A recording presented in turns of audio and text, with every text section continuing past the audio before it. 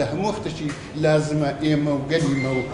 مێدیایمە هاوکاریمە بن کە بتوانین هیوایەک بدەینە خەڵکی خۆ و لە باشووری کوردستان لەو جێی کە ئەلانەکانەمە دەتوانین لە سای ئەو وەزیەتەی کە هەیە ئەمە بتوانین لێرە دانیشتن هەبی و زمینێکی گەورە و بەربەرینن هەبی دیارە هەواڵانی مەشکە دەڵێن چۆنە و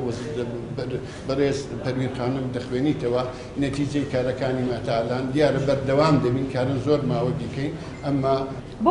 بۆ پێ لە ماوەی 2 هەفتەی داهاتوودا شاندی کەنەکە لە دیدارەکانی لەگەڵ ڕێکخرا و کەسایەتی و ئەکادیمیستان و کەسانی نیشتیمان پەروەر لە هەولێر و سلێمانی و دوهۆف و کەرکووک و هەڵەبجە و دەڤەری دیکە بەردەوام دەبێت.